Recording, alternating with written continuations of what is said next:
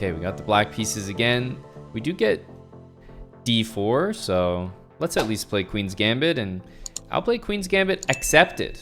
Let's see how this works out.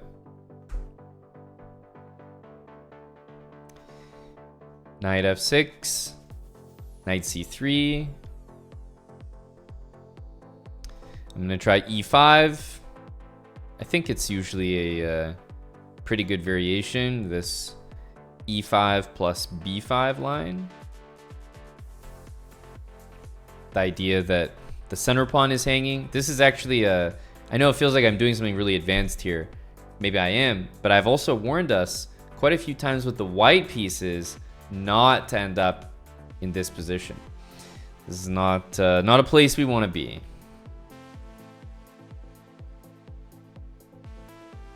So obviously, if it's something that we need to be careful of, for sure, I'm going to be thinking of it for myself.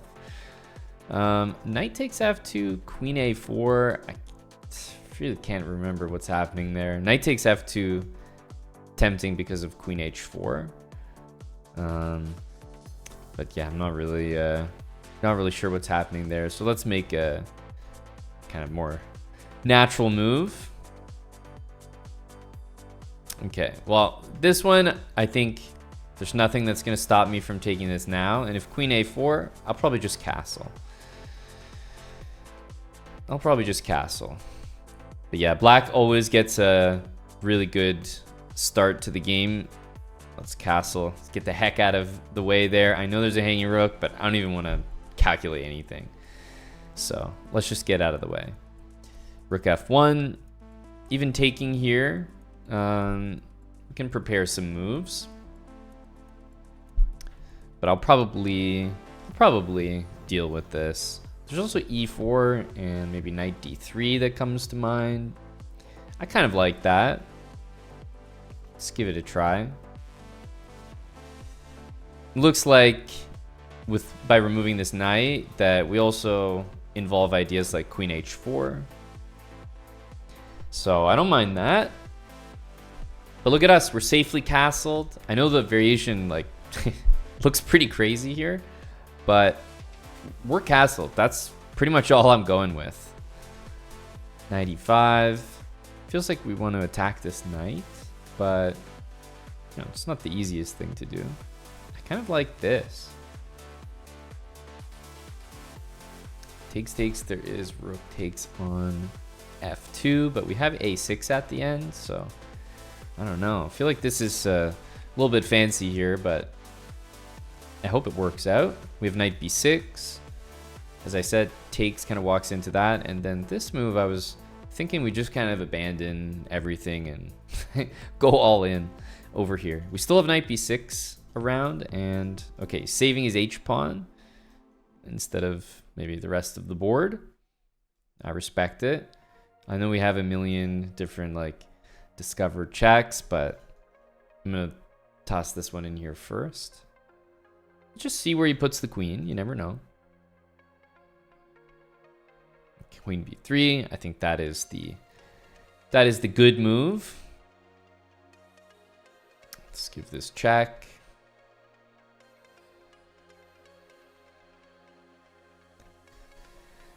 Suppose this check looks fine here. Let's do this one first.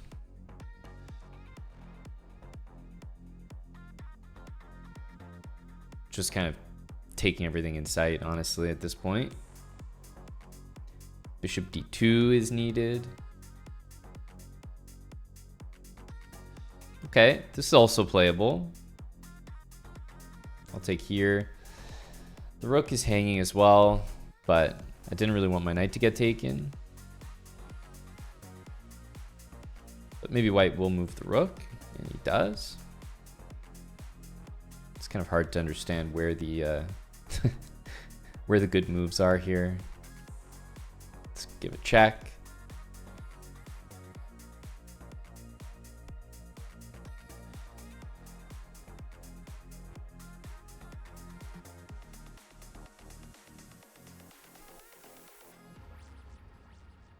Probably just need to sack a rook here, I think, on b8. I don't think he'll even take it. Yeah, he doesn't.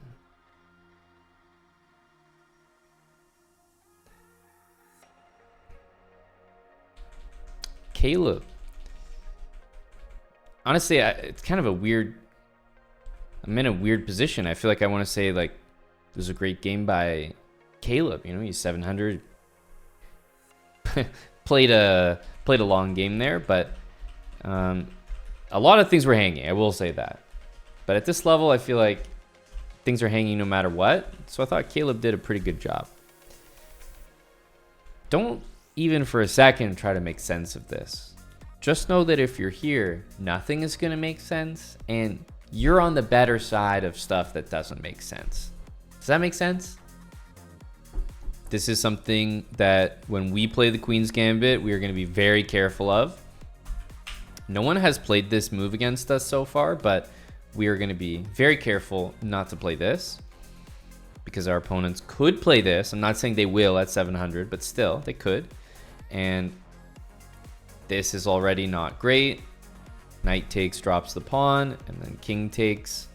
Black's going to recover one of the pawns again, and then push. Black is already a bit better after this. So even though white has a bunch of threats they can make, black is castled, and that's the main difference between the two positions. It's wild. There's tactics everywhere. You'll probably have a lot of fun playing it, but whose king is safe? It's always going to be yours. Well, it's always going to be black's, depending on which side you're playing on. But yeah, you don't want to be in that position with white. So I'm playing this line with black for now and having some success with it, because I'm actually surprised people are not playing e5, but they're all developing the knight, and then e5 works pretty nicely. Okay, no surprise here. We're going to start with d4, and I will play c4 in reaction to this. Now, if our opponent played d5, we'd be right back in a Queen's Gambit, but we're going to be facing the Nimzo, the King's Indian. There's going to be lots of systems. No matter what, we're pretty much going to play d4, c4, knight, c3. Okay, against this, I don't think you're going to be surprised that I'm just going to take the center. Let's do this.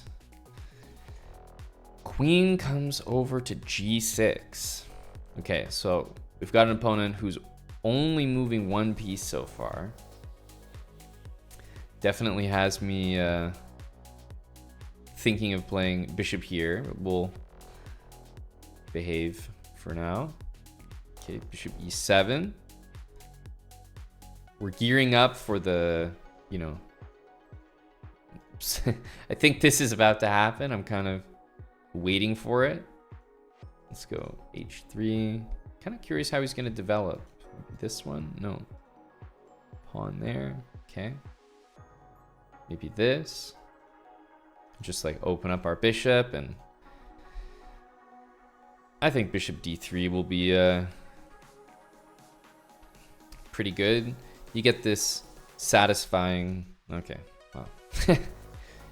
Why am I not surprised that the guy only moving pawns and moving his queen is not the sharpest tool in the shed? Yeah. Well, for everyone's information, we've been carefully plotting over the last couple of moves here. Setting up rook h2. Everyone expects rook g1. And you know what? It would be pretty good here. But it wouldn't be as good as rook h2. Actually trapping the queen here. But my opponent saw that already and said, you know what? h4. That's a good trap right there. You got me. I'm just going to concede. Okay, definitely a d4 moment. And I'm actually kind of glad that we saw this. We've seen a lot of e5. We haven't yet seen a lot of c5. Now, against c5, if you're here to play the Queen's Gambit, you won't be surprised that well, you can't really do it. It's not that easy. Against e5, I say we always take it. Against c5, I want to push. I want to push every time. You're going to get these positions that sort of look like a Benoni, basically. And I think they're I think they're pretty nice. Certainly nothing to be scared of. Right here, we're gonna have to be very familiar with this A4 move, but that's coming later. Ooh, doesn't strike me as a good move. So I actually want to trade this piece. Okay, A4. What I say, very important. You just can't let B5 happen for free. Like, maybe it will happen this game, but we don't need to. We don't need to have it happening without any contest.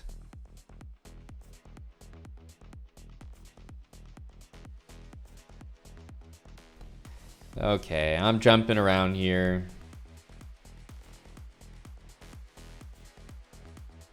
Playing on the light squares. Let's see. Once again, we're just... I think if we keep this B5 move in mind, as long as we stop that, we should be pretty good. Honestly, even B5 now, at least we have the knight that can jump into some pretty nice squares, so not that concerned by it. G6. I feel like bishop here is not that crazy.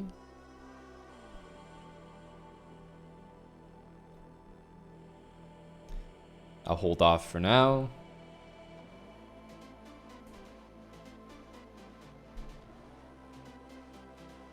Definitely looking at the move F4.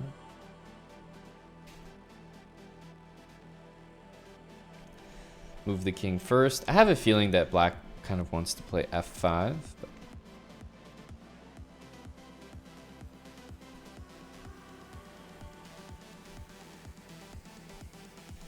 queen has to be careful because you don't want to lose that pawn. I would say rook. Oh, yeah, this is kind of exactly what I mean.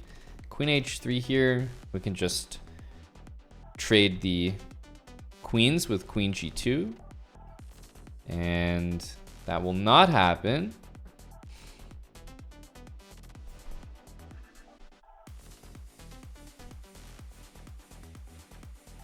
I guess put our knight on B6 here. Unfortunately, that's not a move. If we play G4, then we get got, but we can play King G2. What are we up? A rook here? Let's just stay alive. No big blunders. I don't even mind the idea of maybe sacrificing. Pawn takes, we have that. G4, there is knight F4, but I played this move mainly to play knight E4, which I really like.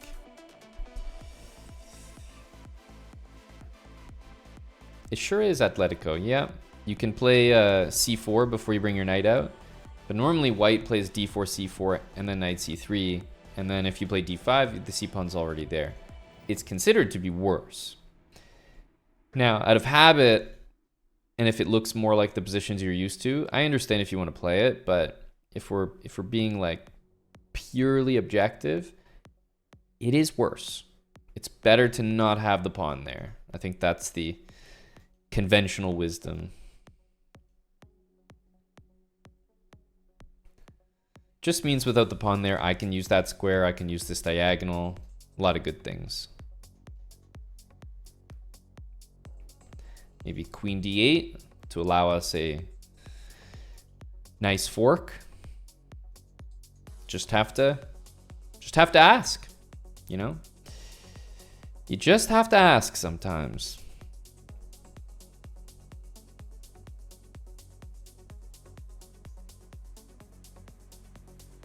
Oh, see, even better.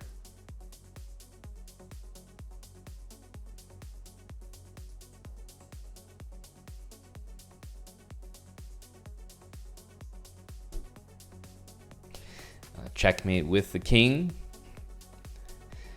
Not gonna miss an opportunity to earn the Killer King chess.com badge. GG.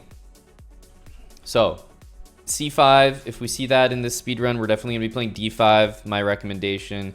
You don't have to follow up with C4. It might be familiar, especially because if we remember, like, this is completely possible, and we're gonna have to go into a regular Benoni.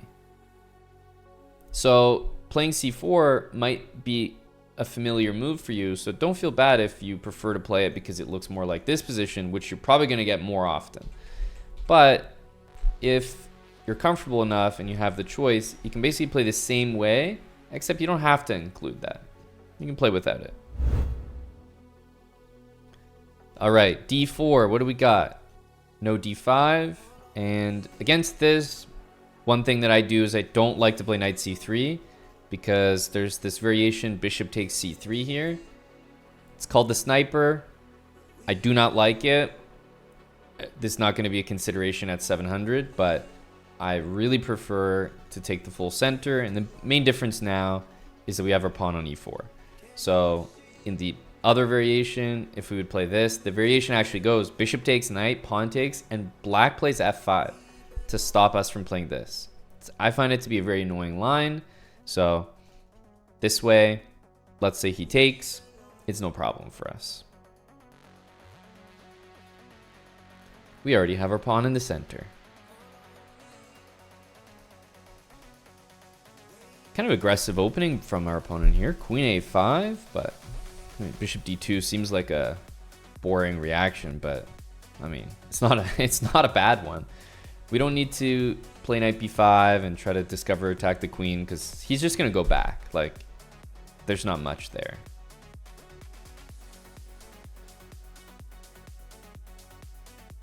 Let's play h3. Just stop every square he could go to. And I mainly do this to play queen c1, which is, yeah, I mean, there's a good reason why you develop your pieces towards the center. There's a piece on the side of the board. It's trapped. That's why you don't develop your pieces there.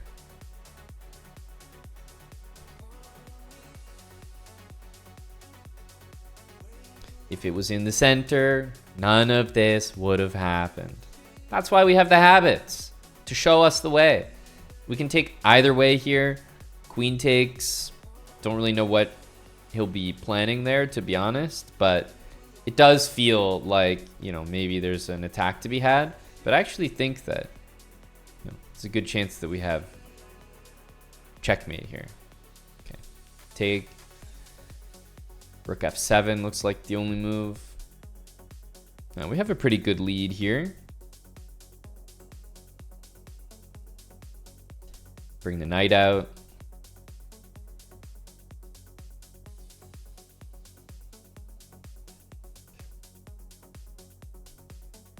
Definitely going to take that, aren't we? Yeah, this bishop is probably going to win the game just on its own. It's a very, very strong piece.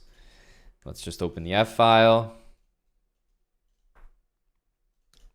Now, he's got to move the rook, and I think, honestly, I'm just going to go right back. If we get to play rook to f8, it's checkmate. d6 here. Hits the rook. No. I was going to say, I don't know if we have a checkmate, but after that move, he is going to walk right into it. So let's put him out of his misery there. GG. Why did that happen? Just the knight on the side of the board. But I am serious about this. If you play knight c3, the variation goes like this. And then you have a hard time playing e4. Now, you can still do it. Definitely. But you have to be well prepared here. I do think it's simpler to just avoid the entire thing altogether by playing e4. Right? And now your pawn is there. So, for example, if what happened in the game, if you would do the same thing, it's not like he's going to stop me from playing e4 because my pawn's already there. Okay, it's d4. We get the Dutch, so no d5, but we're definitely going to continue against the Dutch in a similar way. Bishop out to b4. This is not the end of the world, but despite that, I think it's still classical to take back with the queen there. That's what I like to do. Interesting. Brings the knight in. At this point, yeah, I don't mind this as much now, but I'll still play bishop d2 just to make sure that our pawns do not double. The thing about this bishop here is when you play a3, it's not great maybe to just go back. So a lot of the time they end up taking.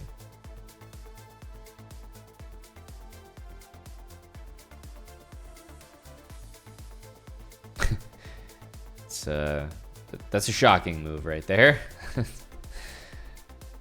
After bishop g2, that's one of the more surprising moves in the position.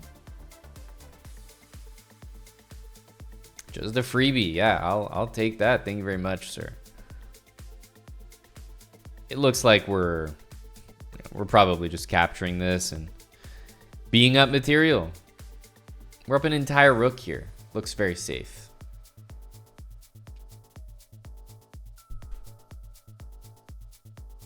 The sniper bishop once again. I think at this point we just need to make sure that nothing too dangerous happens on this diagonal. So c5, for example, I would probably play d5. Let's bring pieces to the middle. I definitely like knight e5 as a move. c5 takes, queen c6. I'm pretty sure he's thinking about stuff like that, if I had to guess. Let's take and find out. Yeah, what'd I tell you? So if we go knight here, he's got a couple nice checkmates. So I applaud his efforts to, you know, create threats in the position. Obviously, I'm no fun, so I'm just gonna trade queens.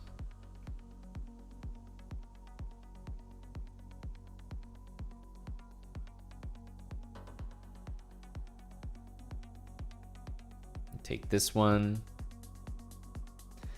The c3 knight is hanging. I'm definitely expecting him to take that, and he does. Start with a check. I think I'll just return here. Mainly because queen f7, rook g8 is not entirely clear. But yeah, I'm just trying to keep it simple. Play rook d8 next and trade everything. I'm threatening checkmate in 2.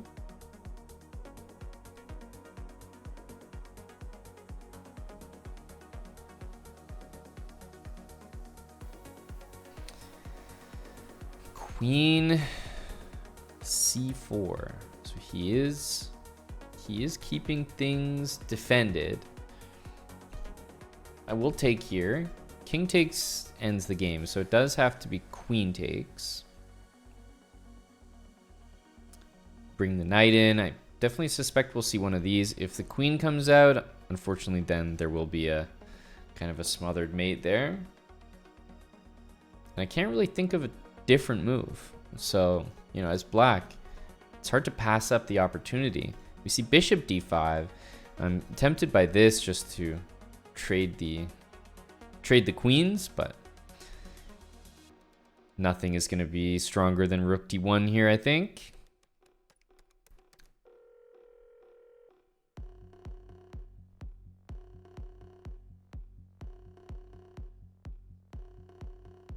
Ooh, queen a8. I don't mind that idea by him. He's opening up for nice smothered mate.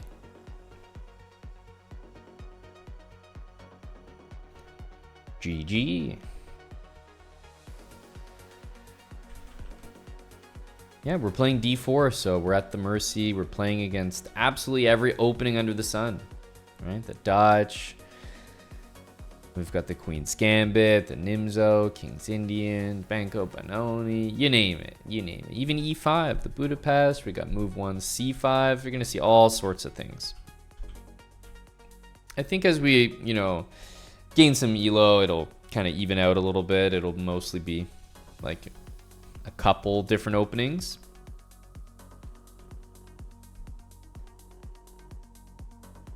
But yeah, I like to keep it pretty classical, these 3 moves. Against this structure, when I see the Dutch, I like to go for the fianchetto because I look at this bishop, I'm like, okay, there's no way the bishop's developing here. So he wants to clearly play here. And this game was a funny proof of why this is a really good response because, well, he went and played it anyway and just lost material. So that made it nice and easy. Let's keep it rocking here. D4, and we see E5. What have I told you guys? Immediate capture, like just slam it down. Slam it down.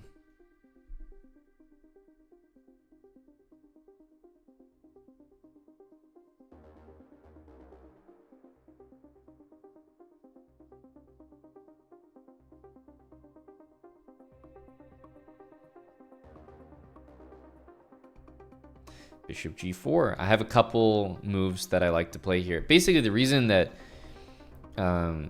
captures is not usually played is the queen wants to come out to F6, and I think the engine recommends doing this, and then maybe like queen C1. Not sure exactly, but you know, you can see how some variations after captures, they just get a little bit messy. Like, they're just not necessary. So knight d2 here is how you would definitely keep the pawn.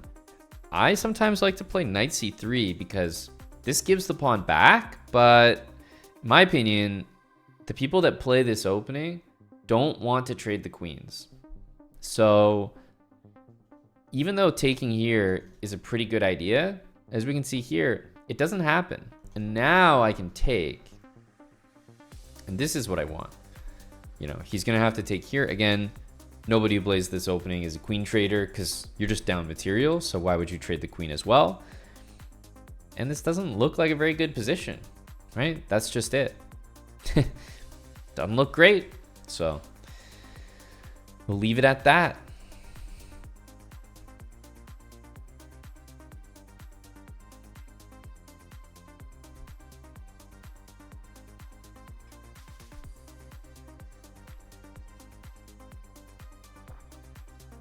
Keep it modest.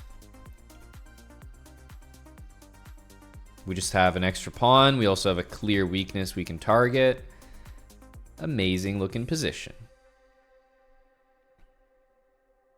Rooks to the middle. You know, we can just go back to habits here at some point. Okay, I'll take.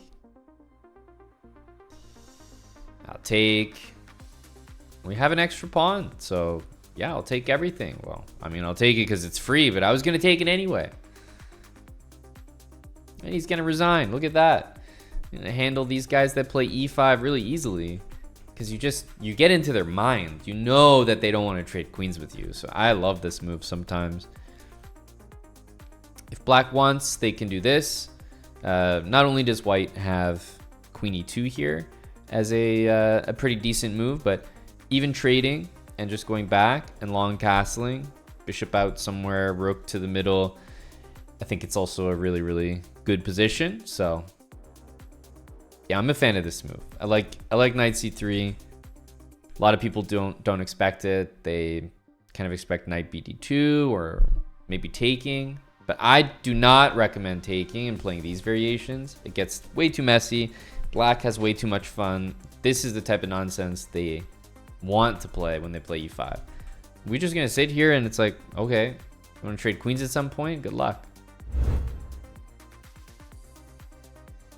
Okay, d4, c4, and remember what I said, knight c3 I'm holding off because I want to actually do this first. And now I can play knight c3. Okay, so we're probably gonna get a hippo at this point. Let's wait and see.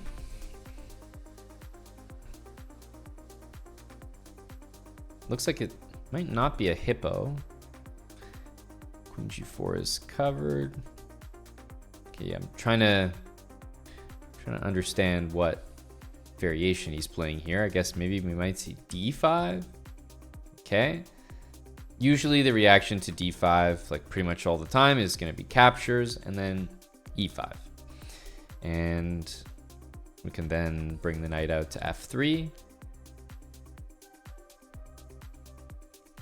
thinking about which way we want to capture this. I don't think we want to exchange the knights. So this is a more all-in approach, just because our center might disappear. But man, black's kingside looks really, really weak here. Knight c6. I can't say that that looks good. That looks like a move that could get you into some trouble.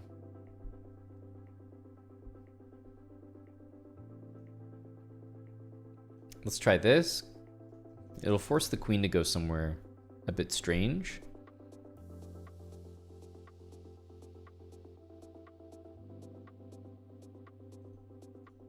Try h4, h5. Knight here. I think we just save this piece. It's so valuable hitting this pawn. For example, pawn to h6. We're coming from long range. Here we go.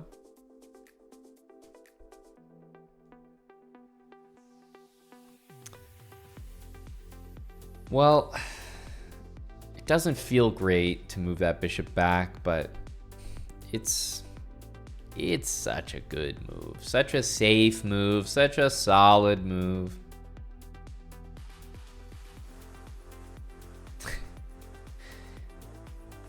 Okay. We can't be safe and solid. No. I mean, bishop e3 is just kind of sadistic because I don't even know what move he can even play there, but I assume that this is checkmate. If he goes to e7, we might actually be able to get the Dr. Lupo checkmate here. Rook f7, knight e6. Oh, perfect. Here we go. We get the Dr. Lupo checkmate. Nice. The Dr. Lupo checkmate is where a 700 miraculously coordinates 3 pieces to checkmate a lone king in the center of the board. And we just pulled it off.